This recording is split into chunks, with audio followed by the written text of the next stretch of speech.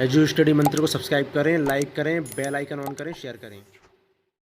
जय हिंद दोस्तों, edu study मंत्र में आप सभी का एक बार फिर से स्वागत है।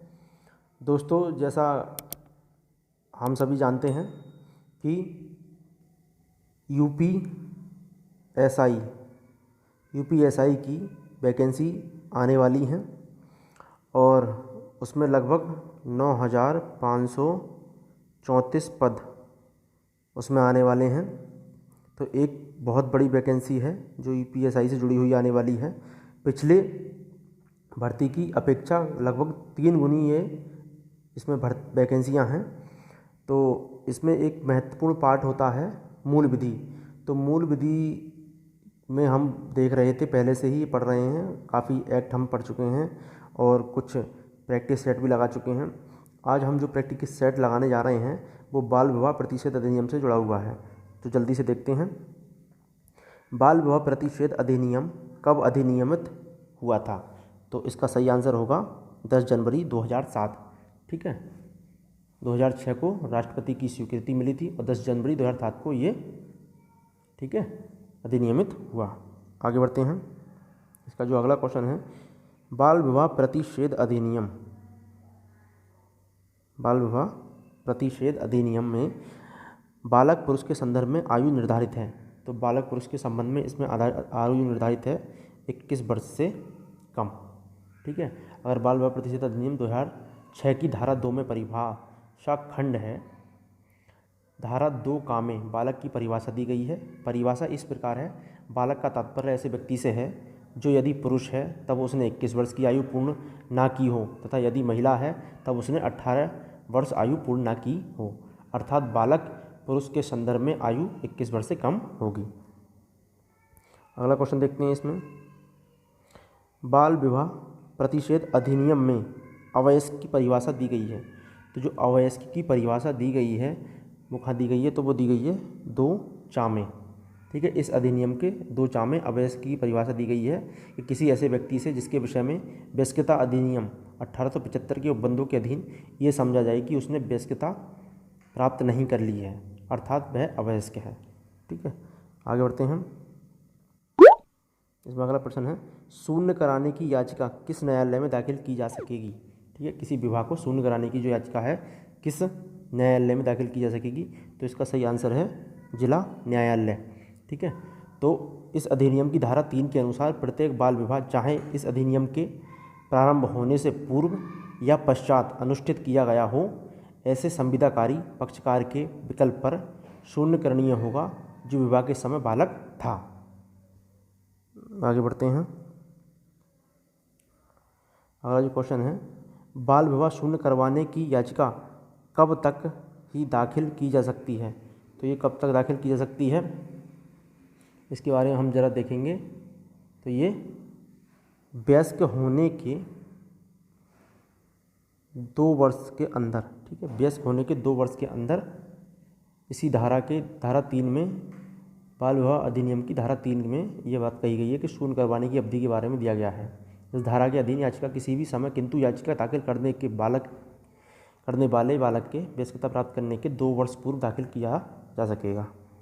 आगे बढ़ते हैं। बाल विवाह की महिला के भरण पोषण की जिम्मेदारी होगी। ठीक है, बाल विवाह की महिला के भरण पोषण की जिम्मेदारी जो होगी वो किसकी होगी? तो इसमें दिया गया है अवयस्क पुरुष पक्षकार की, अवयस्क पुरुष होने पर उसके माता पिता की, और वयस्क पुरुष की। तो इसमें होगी बी और सी, यानी कि अवयस्क पुरुष होने पर उसके माता पिता की और वयस्क पुरुष की, यानी कि दोनों की होगी। इसका मतलब डी इसमें सही है। ठीक है, इस अधिनियम की धारा 4 के अंतर्गत ये प्रावधान किया गया है। अगला देखते हैं। बाल विवाह के अनुष्ठान को करने के लिए दुष्प्रेरित करने वाला दंडित होगा। ठीक है, अगर कोई उकसाता है बाल विवाह करने के लिए तो उसको दंड मिलेगा। तो उसको दंड कितना मिलेगा? 2 वर्ष तक का कारावास और 1 लाख का जुर्माना, अगर कोई व्यक्ति बाल विवाह करवाने के लिए उकसाता है तो। ठीक है, तो इस अधिनियम यानी कि बाल विवाह प्रतिषेध अधिनियम 2006 की धारा 11 के अनुसार बाल विवाह के अनुष्ठान को करने के लिए दुष्प्रेरित मतलब उकसाने वाला या बढ़ावा देने वाले को 2 वर्ष तक का कारावास और 1 लाख रुपए जुर्माने के रूप में दंडित किया जाएगा। आगे बढ़ते हैं। किन परिस्थितियों में अवयस्क का विवाह आरंभ से शून्य होगा? किन परिस्थितियों में होगा? तो इसका,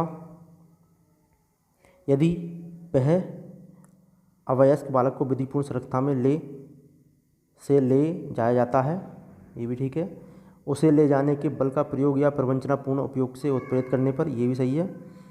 विवाह के प्रयोजन के विक्रय कर दिया जाता है और उस अवयस्क का विवाह कर दिया जाता है, तत्पश्चात उसे अनैतिक प्रयोजन से विक्रय किया जाता है या दुर्व्यवहार किया जाता है। तो यानी कि इसमें इसका जो ऑप्शन होगा डी, यानी कि उपयुक्त सभी सही हैं। अगला देखते हैं। बालक के विवाह करने वाले पुरुष वयस्क को दंडित किया जाएगा। ठीक है, बालक का जो विवाह है वो करने वाले पुरुष को वयस्क को दंडित किया जाएगा। वो कैसे किया जाएगा? तो इसका जो आंसर है वो होगा 2 वर्ष तक के कारावास। बी है इसका आंसर, 2 वर्ष तक के कारावास या 1 लाख रुपए जुर्माना या दोनों से दंडित किया जाएगा। इस अधिनियम की धारा 9 में ये बात कही गई है। आगे देखते हैं। व्यादेश कौन जारी कर सकता है? यानी कि व्यादेश कौन जारी कर सकता है? तो इसमें प्रथम श्रेणी का न्यायिक मजिस्ट्रेट व्यादेश जारी कर सकता है। धारा 13 में न्यायालय को व्यादेश जारी करने की शक्ति है। प्रथम श्रेणी के न्यायिक मजिस्ट्रेट या महानगर मजिस्ट्रेट को व्यादेश जारी करने की शक्ति है। आगे बढ़ते हैं। बाल विवाह में संतानों की अभिरक्षा किसे मिलेगी? ठीक है, एक महत्वपूर्ण अगला प्रश्न है कि बाल विवाह में संतानों की अभिरक्षा किसे मिलेगी? ये हमारा आज का लास्ट क्वेश्चन होगा। तो ये इसमें विवाह के पक्षकारों या माता पिता को मिलेगी। ठीक है, बाल विवाह में संतानों की अभिरक्षा। ठीक है, तो बाल विवाह प्रतिषेध अधिनियम 2006 की धारा 5 में बाल विवाह की संतानों की अभिरक्षा तथा भरण पोषण का प्रावधान है। इसके अनुसार जिला न्यायालय विवाह के पक्षकार या उनके माता पिता या संरक्षक द्वारा बाल विवाह में संतानों की अभिरक्षा तथा भरण पोषण करने का आदेश देंगे। तो दोस्तों, ये कुछ महत्वपूर्ण प्रश्न थे मूल विधि से जुड़े हुए। तो उम्मीद है आपको समझ में आए होंगे और इनसे जुड़े हुए कुछ फैक्ट भी समझ में आए होंगे। तो दोस्तों, यूपीएसआई की तैयारी करते रहिए और हमारे इस चैनल पर सारी वीडियो जुड़ी हुई हैं जो मूल विधि से जुड़ी हुई हैं। सारे एक्टों को हमने पढ़ा रखा है और आने वाले दिनों में हम सारे ही प्रैक्टिस सेट लगवाएंगे और जो एक्ट छूटे हुए हैं उन्हें भी पूरा करवा देंगे। तो उम्मीद है आपको ये वीडियो समझ में आई होगी। धन्यवाद।